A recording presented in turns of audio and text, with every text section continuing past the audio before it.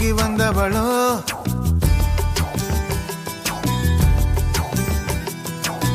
யாரோ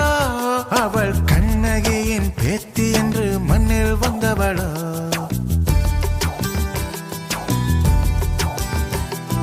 சுப்பிரமணிய பாரதியின் சோற்றை தின்று வந்தவளோ சந்திரனும் சூரியனும் கூடி பெற்ற பெண்களோ